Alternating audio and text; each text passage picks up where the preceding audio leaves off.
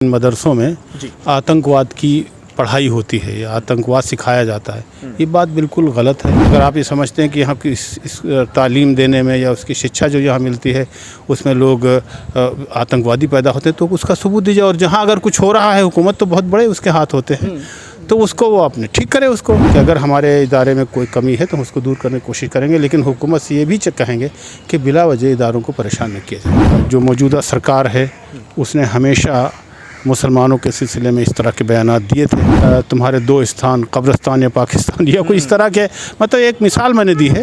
ऐसे बहुत सारी चीज़ें वो कहते हैं। दोनों लोगों को सोचना चाहिए, गवर्नमेंट को ख़ास तौर पर सोचना चाहिए कि मुसलमान यहाँ के बाइज़्ज़त और बावक़ार शहरी हैं, उनका ट्रीटमेंट उनको उसी तरह का मिलना चाहिए जैसे एक मिलना चाहिए। आज वो गिरा रहे हैं और बुलडोज़र चला रहे हैं, कल वो इसको समझेंगे, इस बात को हमें पूरी उम्मीद है कि समझेंगे।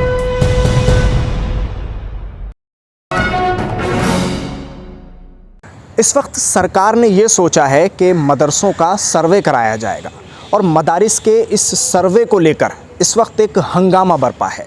एक हंगामी इजलास जमीयत उलमाए हिंद ने किया है इस पूरे मामले पर, जिसमें तमाम मदारिस के जो प्रिंसिपल हैं और जो मुदीर हैं उनको जमा किया गया है।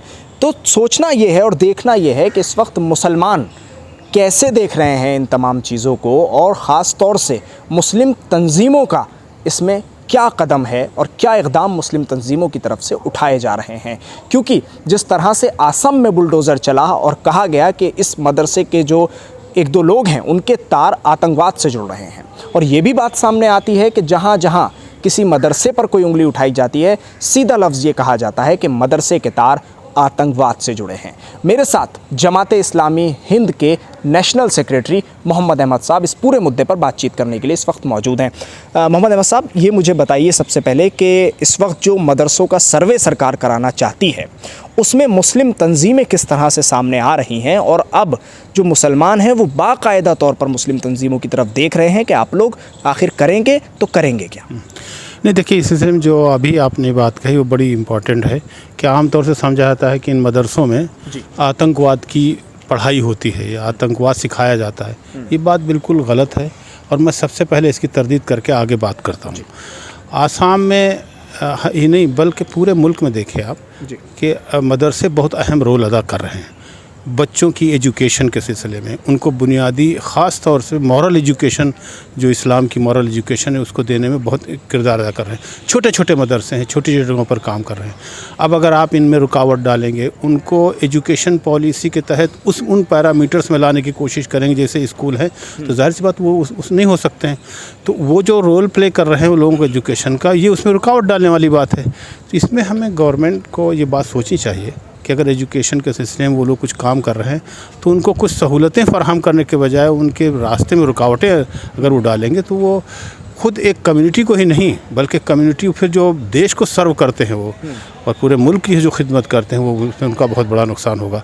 तो हमारी अपील तो गवर्नमेंट से यही है कि भाई सर्वे कराने का मतलब आपका क्या, हम नहीं लोग नहीं समझ पा रहे हैं और ख़ुद मदरसे वाले भी नहीं समझ पा रहे हैं कि किस बात का सर्वे होगा। वो एक अरसे से एजुकेशन दे रहे हैं, आज तक कभी कोई मसला ऐसा पैदा नहीं हुआ। अगर आप ये समझते हैं कि यहाँ की इस तालीम देने में या उसकी शिक्षा जो यहाँ मिलती है उसमें लोग आतंकवादी पैदा होते हैं तो उसका सबूत दीजिए। और जहाँ अगर कुछ हो रहा है, हुकूमत तो बहुत बड़े उसके हाथ होते हैं, तो उसको वो अपने ठीक करे उसको। लेकिन ये कहकर मदरसों में रुकावट डालना, मदरसों को ये करना, अब तमाम तंजीमें बाहर इसकी तरफ, कल भी हमने एक मीटिंग की है इस पर, जमीयत उलमा की भी एक मीटिंग हुई है और हम लोग ज़रूरी इक़दाम कर रहे हैं। हुकूमत से भी बात करेंगे, कुछ मुज़ाहरे भी करेंगे और अपने आप को तैयार भी करेंगे।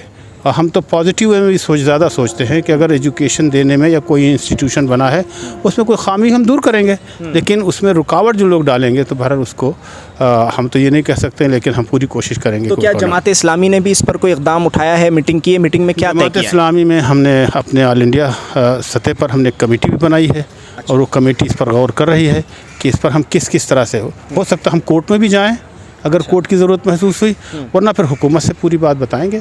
हम थोड़ा पॉजिटिव वे में बात कर रहे हैं कि अगर हमारे इदारे में कोई कमी है तो हम उसको दूर करने की कोशिश करेंगे। लेकिन हुकूमत से ये भी कहेंगे कि बिला वजह इदारों को परेशान न किया जाए। एक चीज़ और मैंने जो पूछी थी कि भाई इस वक्त ये कहा जाता है कि मुस्लिम जो तंजीमें हैं सारी वो कहीं ना कहीं एक दूसरे से अलग होकर सोच रही हैं, और कहीं ना कहीं ऐसा लग रहा है कि भाई जमीयत अलग चल रही है, जमात अलग चल रही है। तो इस पर आप मोहम्मद अहमद साहब कोई ऐसी बात बताइए मदरसों को लेकर ही कि जिससे ये साबित हो कि नहीं, सब अलग नहीं हैं, सब एक ही हैं।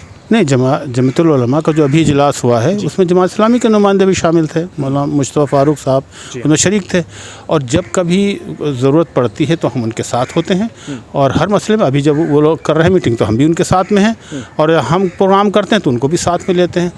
अलबत्ता ये तो ज़रूर होता है कि एक तंजीम है, एक अलग तंजीम अपनी शनाख्त के साथ, अपनी आइडेंटिटी के साथ है, तो उसका कुछ एजेंडा, उसके काम अलग अलग होते हैं। तो लेकिन हम जहाँ इत्तेहाद की ज़रूरत होती है, जहाँ एक दूसरे को ताउन की ज़रूरत होती है, हम बाहमी ताउन के साथ काम करते हैं। हमारा उनसे कोई इख्तलाफ नहीं तंजीमें, बल्कि हम जमात की जो कोशिशों में एक इत्तेहाद बन मुसलमीन की भी है, उसमें यह है कि तमाम तंजीमें और लोग मिलकर काम करें। अच्छा, मुसलमान इस वक्त क्यों निशाने पर है, मैं ये भी आपसे जानना चाह रहा हूँ, क्योंकि लेकिन एक तरफ बात की जाती है कि भाई मुसलमानों का साथ दे रही है सरकार, मुसलमानों को करीब कर रही है अपने से, लेकिन वहीं कहीं ना कहीं मस्जिदों से लाउड स्पीकर उतारने की बात हो जाए, या घरों पर बुलडोज़र चलाने की, या अब मदरसों पर बुलडोज़र चलाने की, तो क्यों मुसलमान निशाना? नहीं, देखिए, इससे पहले भी जो मौजूदा सरकार है उसने हमेशा मुसलमानों के सिलसिले में इस तरह के बयानात दिए थे, तो मुसलमान भी उनसे दूर हुए। तुम्हारे दो स्थान, कब्रिस्तान या पाकिस्तान, या कोई इस तरह के, मतलब एक मिसाल मैंने दी है, ऐसे बहुत सारी चीज़ें वो कहते हैं, तो मुसलमानों में डाउट क्रिएट होता है, और वो भी अपने से दूर रखना चाहते हैं। ये सवाल असलन बीजेपी से करने वाला है कि आखिर मुसलमानों को उन्होंने क्यों दूर रखा, उनसे क्यों करीब नहीं आए। जब आप उनको बुरा भला कहते हैं या उनको मारने की बात करते हैं या वो, तो ज़ाहिर सी बात मुसलमानों में दूरी पैदा होती है। तो ये हमारा ख्याल है दोनों लोगों को सोचना चाहिए, गवर्नमेंट को ख़ास तौर पर सोचना चाहिए कि मुसलमान यहाँ के बाइज़्ज़त और बावकार शहरी हैं, उनका ट्रीटमेंट उनको उसी तरह का मिलना चाहिए जैसे एक मिलना चाहिए, न कि ये उनको पहले से ही कोई चीज़ें तय करके की जाती हैं, वो सही नहीं है। एक आखिरी बात आपसे पूछना चाह रहा हूँ कि जिसमें ये भी है कि मदरसों पर जब बुलडोज़र चल रहा है, आसाम में चल गया, कहा जा रहा है उत्तर प्रदेश में भी चला है, तो इसको बचाने के लिए, इसको रोकने के लिए एक तरीक़ा तो ये हो रहा है जो आप लोग कर रहे हैं कि कोर्ट जाना, बैठकें करना और कोई एक लाहे अमल तैयार करना, लेकिन उसके अलावा जो आम मुसलमान है और जो मदरसों से जुड़ा है या नहीं जुड़ा है, वो क्या करे? जो छोटी बस्तियों में रहने वाला मुसलमान है, जहाँ इक्का दुक्का छोटा एक मदरसा है, वो कैसे सिचुएशन को समझेंगे? वो तो चाहेंगे कि भाई आया जाए सामने एकदम।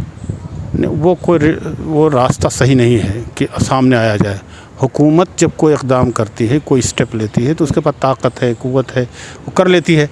लेकिन अगर हम उस रास्ते पर नहीं चलना चाहते हैं, हम कानून के रास्ते पर चलेंगे, यहाँ का जो रूल ऑफ लॉ है उसको मानते हैं, हम यहाँ के कानून को मानते हैं, और कानून को, और प्रोटेस्ट करने का हमें अख्तियार हासिल है। प्रोटेस्ट भी करेंगे, इज़हार करेंगे, ख़त लिखेंगे, और उनके पास जाएंगे, उनसे बातचीत करेंगे, जो रास्ते मुहज़्ज़ब रास्ते हैं उनको अख्तियार करेंगे। हम उनके सामने आकर लड़ाई बिगड़ाई या वो हम उसके कायल नहीं हैं। हम एक समझते हैं कि हुकूमतों को, कि चूँकि लामहदूद अख्तियारात हासिल होते हैं, ताकत भी हासिल होती है, उनसे हमारा लड़ना मुनासिब नहीं है, और हम लड़ने को मुनासिब भी नहीं समझते। हम समझते हैं कि कानून की हदूद में रहकर जो इक़दाम हम कर सकते हैं करेंगे। इससे नुकसान भी हो सकता है और फ़ायदा भी होगा।